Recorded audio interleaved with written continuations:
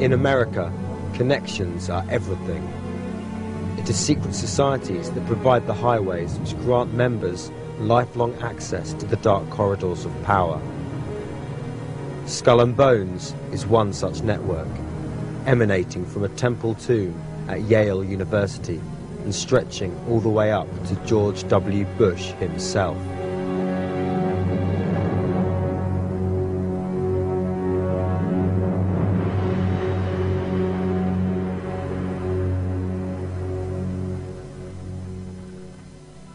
We met a wall of secrecy when we called past members to uncover the story of Skull and Bones.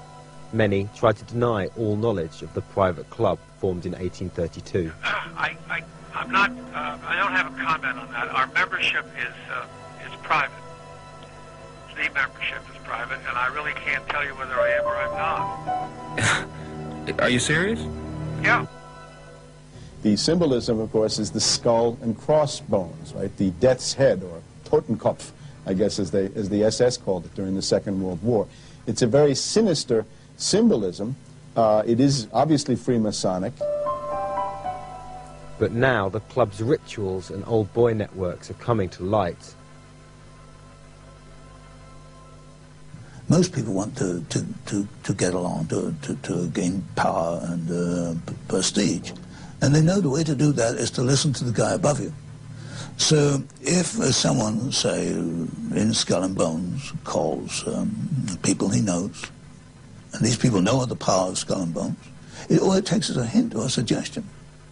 What we have here is a private network acting really in violation of the United States Constitution, infesting the White House, the National Security Council, the State Department, the Pentagon, the CIA, and other government institutions. And yet, all this power stems from the lifelong bonds formed in the Skull and Bones rituals, where an oath of secrecy is sworn. Do you know how it all started out? It's been established for, I think, about 150 years in New Haven by undergraduates and graduates of Yale University. 15 members are elected each year. Basically, personal relationships are the most important product of the years that you spend in relationship to the organization. Oh, yeah.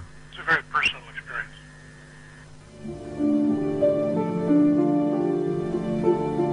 And the emissaries of the various secret societies would come up behind them, tap them on the shoulder, and say something like, "Skull and Bones, do you accept?" And generally, of course, they did accept, and then as the people were tapped, they then left the courtyard and proceeded to the vault-like or mausoleum-like headquarters of these secret societies.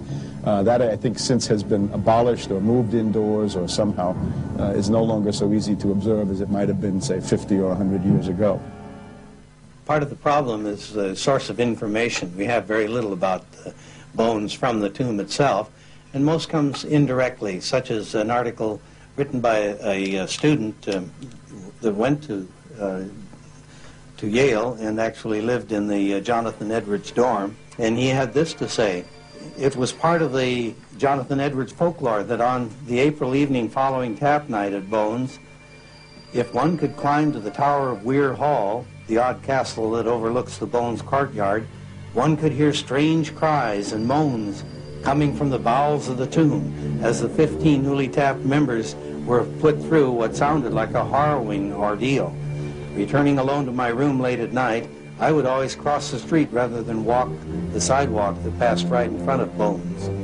Even at that safe distance, something about it made my skin crawl.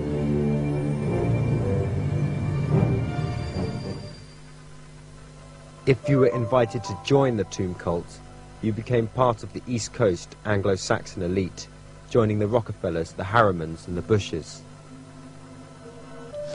So the core, as you go through the early 20th century, is comprised of 15 or 20 families, partially from old line American families going back to the Pilgrims, and partially from money, banking money, that came up through the late 19th century.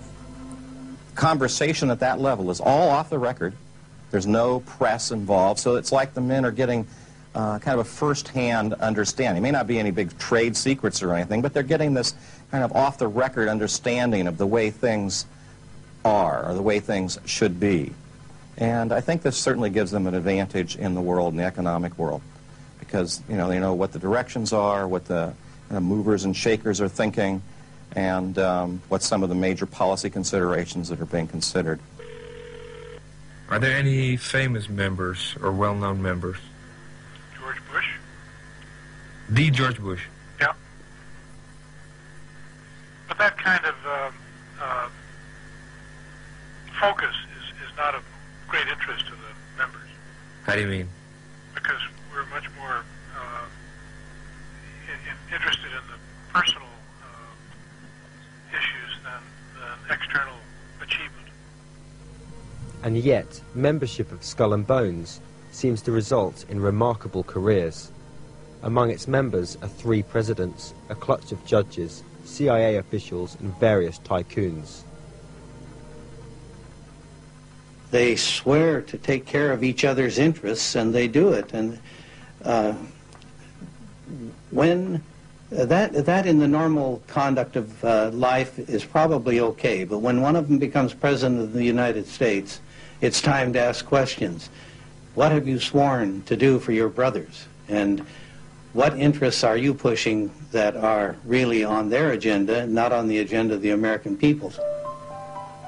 George W. Bush has been asked about his membership of Skull and Bones. Does it still exist? The thing is so secret that I'm not even sure it still exists. Record that as the most unusual question I've ever been asked in my entire political. With Bush, we reached the bottom of the barrel in terms of American politicians. You have to look at him again and again and say, how did this guy make it? Bonesman helped fund George W.'s extraordinary rise to power, spending millions on a Bush billboard campaign in key swing states. No family has produced more club members than the Bushes. 9 members of the clan, including Bush's father, the 41st president, are among its alumni. Mr. President, are you a member of Skull and Bones? Devotees are supposed to leave the room if the society's name is mentioned, in case they betray its secrets.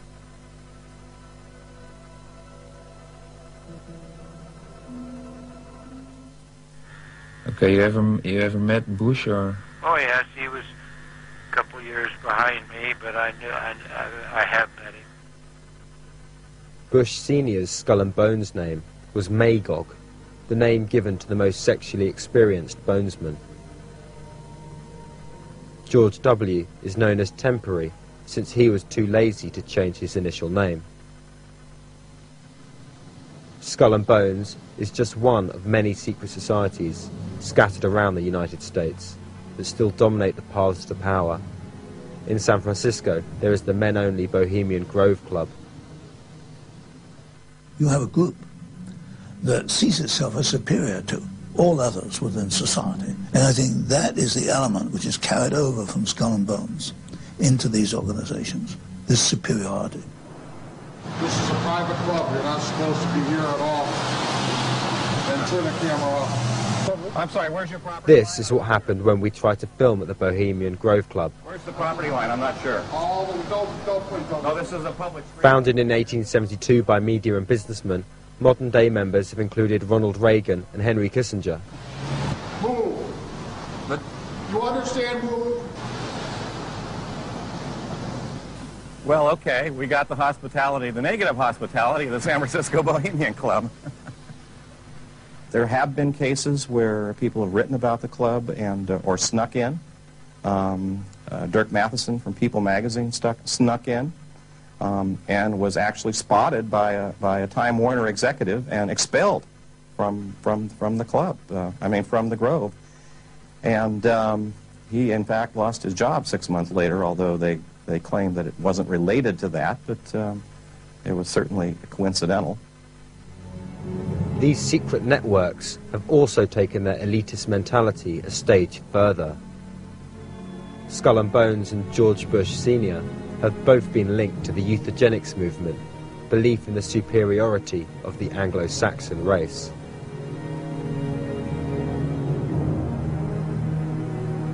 and fellow Bonesian Avril Harriman has been strongly implicated with US business funding for Hitler in the 1930s.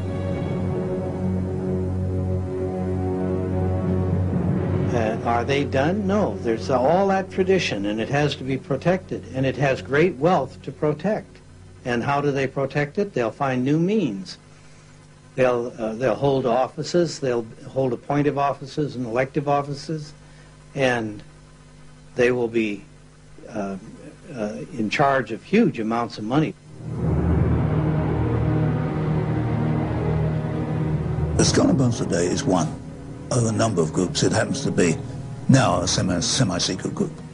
If this is one secret organization, and I was fortunate enough to get the membership list, how do I know, or anybody know, there are not other secret groups where I have not, or nobody else has had the membership list?